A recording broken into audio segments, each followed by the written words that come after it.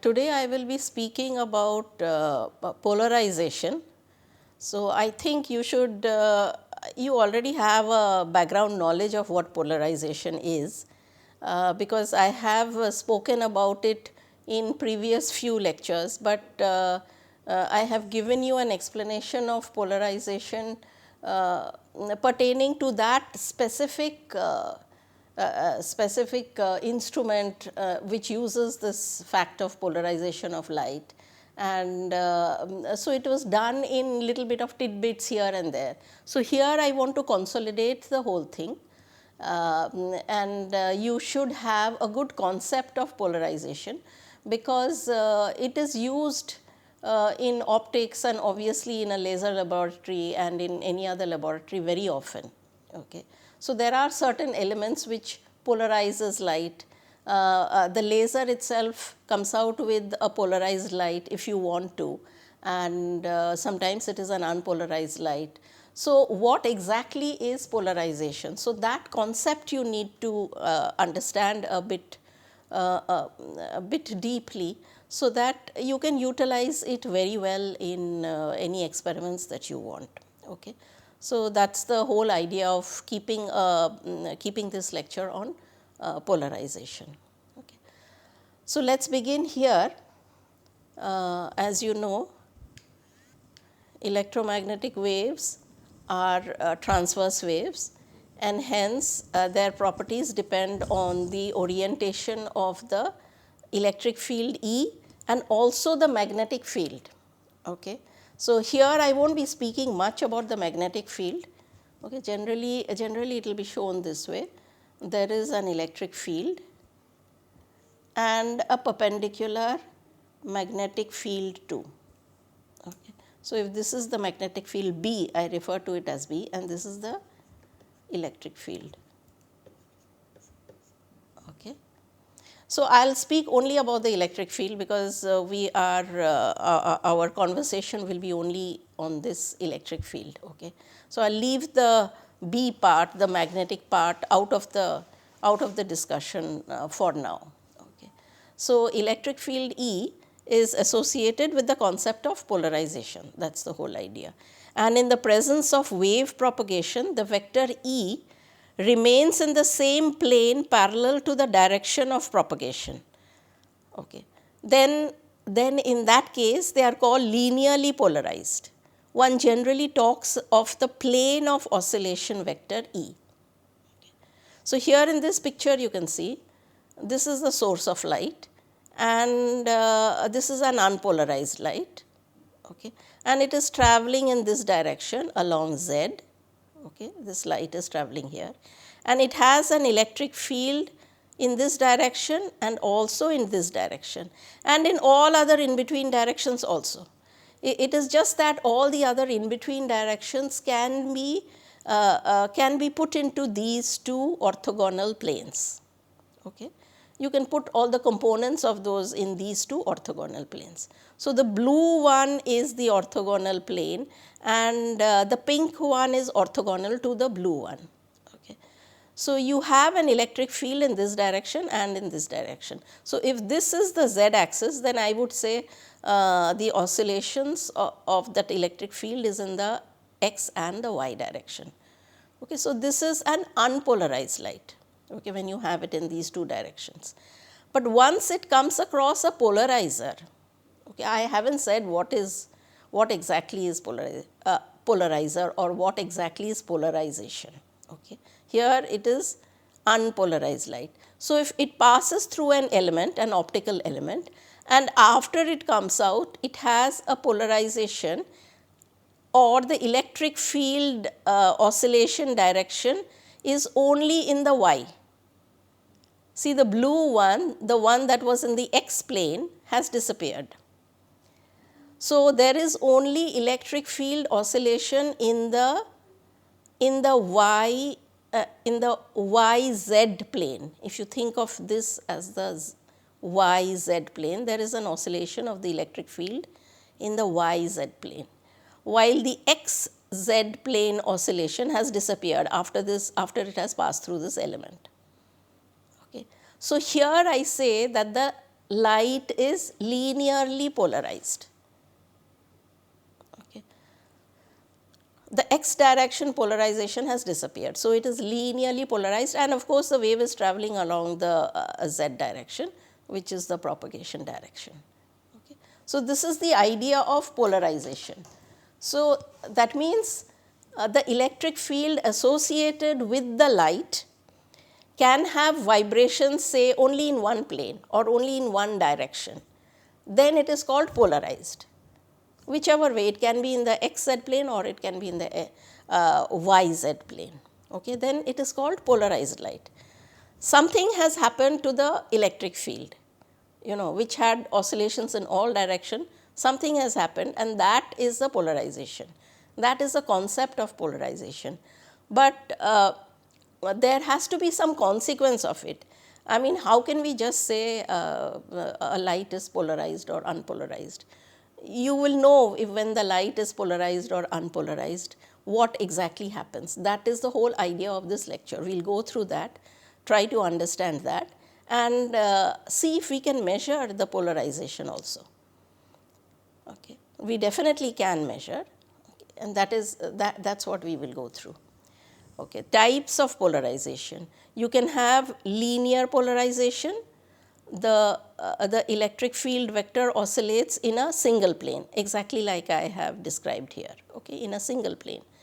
Okay. And the field in a single plane. Then circular polarization, the electric field vector rotates in a circular manner, okay, maintaining a constant amplitude. Okay, so it doesn't remain in this one plane, but there is another type of, this is one type of polarization, another type is it moves in a circular fashion. That means the tip of that E vector moves in a circular fashion. Okay. And it moves in a circular fashion, and whichever direction it moves, whichever point, the amplitude of that E vector remains the same. Now, elliptical polarization, it is a general case where the electric field describes an ellipse. Okay. The circular and elliptical are more or less the same thing. It is only that in case of elliptical, the amplitude on orthogonal planes are not the same in case of elliptical, but is the same in case of circular. That is the difference. So, you have these three types of polarization. Okay.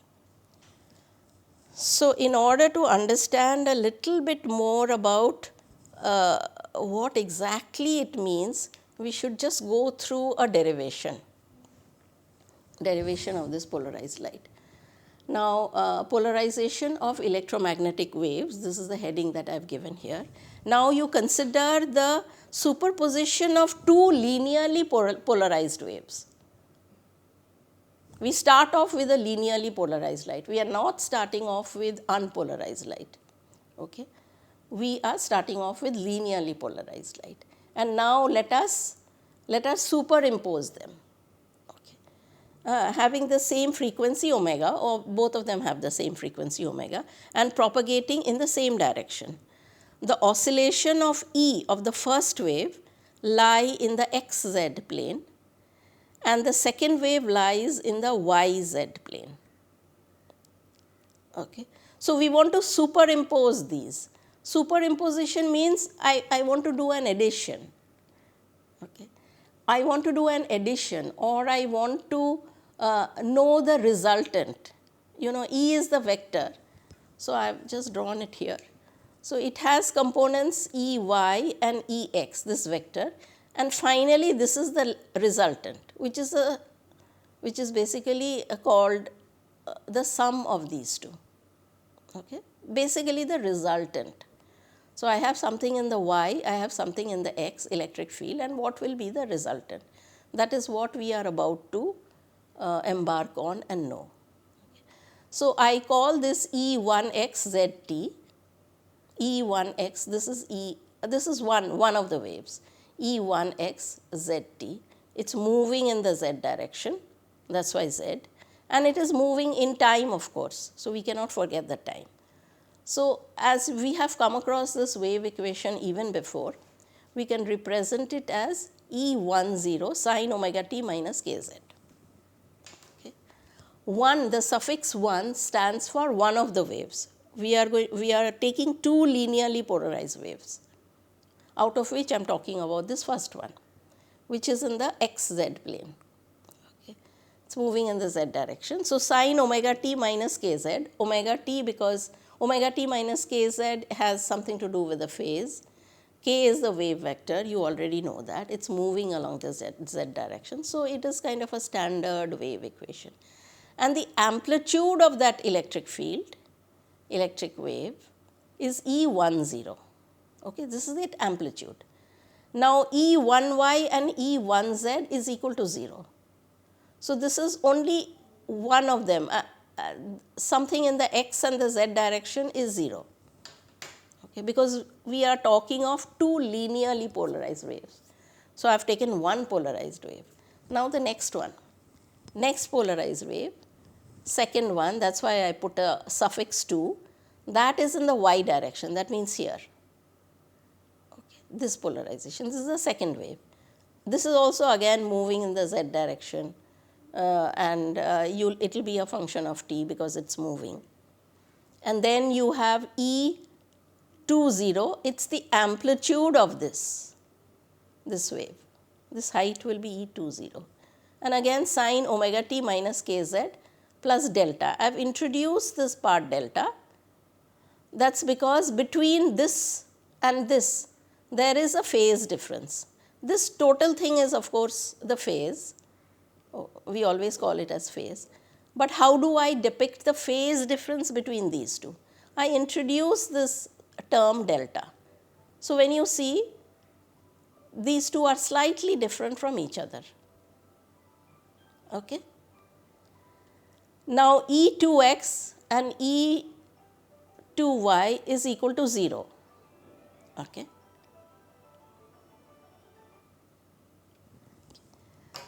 So, E2x and E2y is equal to 0. That means the second wave in the y and the x direction, there is no amplitude.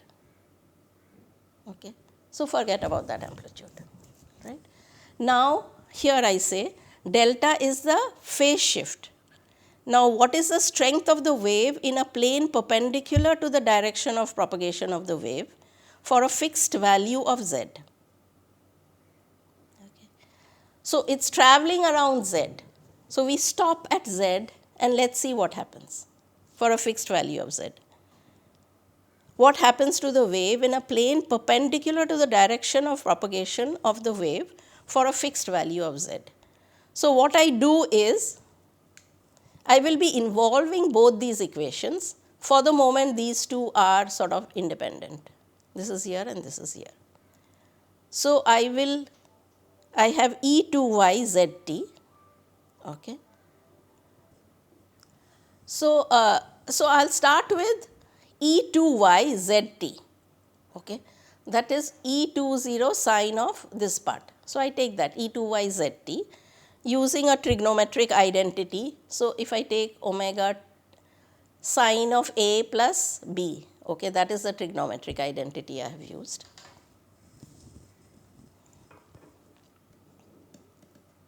So, expanding sine of A plus B. Okay. So, I have used it for this part. This part I call A and this part I will call B. Okay.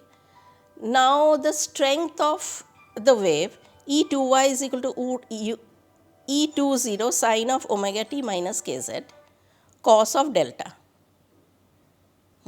plus cos of omega t minus kz sine of delta. Okay. So, this is one total, this is the same thing, I have done this. Now, eliminating sine omega t minus kz and cos omega t minus kz using E1x zt. Okay. So, I will be using this part of the equation. So, I am slowly trying to combine these two waves which are independent and linearly polarized. I am trying to combine these two into this. Okay. So, I bring in that sine omega t minus kz and cos omega t minus kz using E1x zt. So, sin omega t minus kz is equal to E1x upon E10, that is from here, E1x upon E10. I no longer write z and t because that is an understood part. So, I just write it at E1x upon E10. Okay. And then using the identity sin square x plus cos square x is equal to 1, we get cos omega t minus kz is root of this. Okay, this you know is a trigonometric identity. And I put these two into this equation. Okay. So, I get an equation E2y is equal to E20 E1x upon E10 cos delta plus root of 1 minus E1x whole square E10 whole square. See this is the amplitude of the wave that is in the x axis, that means this much here, okay, and E1x and sine of delta. So, if you put these two things here, this is what you will get. Just do a bit of jugglery, some algebraic equations here and there, and you will come to this point. Okay. So, I have been able to combine E1x and E2y. Okay. I have combined it in this equation. Now, we have to find an interpretation of this. What does this mean? So, let me go to the next slide where I have just put one on, it is the same equation. I have put these two on the left hand side of the equal to sign, and this I have kept on the right hand side of the equal to sign. Now, I will take the square on both sides, square of this and square of this, and open out the square, Ey square, this square, Ex square which will come here, cos square delta, minus 2Ex Ey, E20 E10 cos delta, okay, is equal to E20 square into 1 minus Ex square upon E10 square sin square delta. Okay. So, if I what do I do? This whole thing if I do, I again do a little bit of jugglery and push this on this side, and you get a final equation which looks something like this. Okay. So, I have this equation, I have done some left hand side, right hand side, and I come to this final equation. What does this look like to you? It is looking like an ellipse. Okay. So, this is an equation of an ellipse. So, when the two polarized waves, they are in orthogonal planes, the resultant of that is E, of that is this E here, final E. Maybe I can. Okay. That is moving around like an ellipse. Okay. So, when I have combined these two linearly polarized waves, I am getting an ellipse, which is the final resultant E. That is to be understood. Okay. Here, if you, it can be any ellipse. Any ellipse, it can be just like this. But okay, just to get a semblance of something that is easily understood, let me just put cos delta equal to 0 and sin delta is equal to plus minus 1. So, here this will become 1, this will become 0. So, this whole part will go 0. So, you are left with just this equal to 1. Okay, now you can understand this looks like a proper ellipse. Okay. Even this one is a proper ellipse. It's only thing you have the Cartesian coordinates in a more regular fashion, and you can see the major axis and the minor axis. So you have E10, see I have shown this ellipse here. E10 is this major axis and E20 is the minor axis. okay, and this is the final E. Okay, this is the resultant E. And the tip of this E traces an ellipse.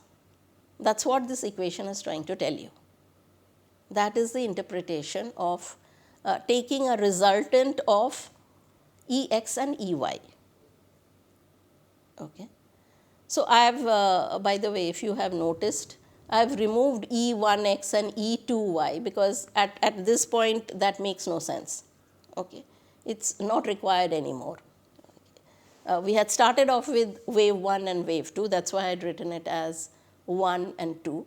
But now we have combined those two, so there is no need of writing 1 or 2. Though E10 and E20 I have kept it as it is because this corresponds to the amplitude in the y and the x direction. Okay. So, here what I do is, this is my ellipse and this is the most generalized case of superposition of two linearly polarized waves. Okay. Now, a little bit more to this. So, this I have taken the exact case of cos delta equal to 0 and sin delta is equal to plus minus 1. A generalized case will be when is cos delta equal to 0 and when is sin delta equal to plus 1, when delta is equal to pi by 2 or multiples of that. Okay. Cos of pi by 2 is 0, sin of pi by 2 is 1. So, delta becomes pi by 2 plus ln. L is a integer which takes values like 0, plus minus 1, plus minus 2, such values it takes. Okay. And then each time you will get this cos delta to be 0 and sin delta to be plus minus 1 at these integer values. Now, at a specific point of the z axis, that means at z equal to 0, Ex and Ey, okay, which one am I describing? This Ex and Ey corresponds to this equation, Ex and Ey. I have removed this 2 and 1. I am just writing that once again, okay, with the delta, with this delta. Okay. So, I have this equation as each of those equations as this and this. Okay. And you can see as you put in the values of L here, L can be plus or minus. Depending on the plus or minus, the resultant of these two, which is this E, will move either in this direction or in this direction.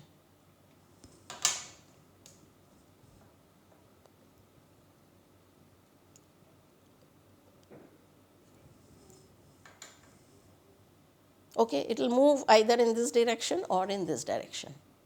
Okay. So, that, but then it will trace an ellipse. Whatever you do, it will trace an ellipse. It can be seen that the tip of the vector E rotates in a clockwise direction for odd values of L, here these values 1, 3, etc., and in the counterclockwise direction for even values of L. In the former case, it is called right-handed elliptical polarized wave, while in the latter case, a left-handed elliptically polarized wave is meant. So, you have right-hand polarization, left-hand polarization, just because L takes this even and odd values, which direction it moves. Okay. When E10 is equal to E20, that means this axis and this axis, these two are equal, okay, then it will look like a circle. You know that very well. That means if the amplitude of these two are equal, then the ellipse becomes a circle and the wave is said to be circularly polarized.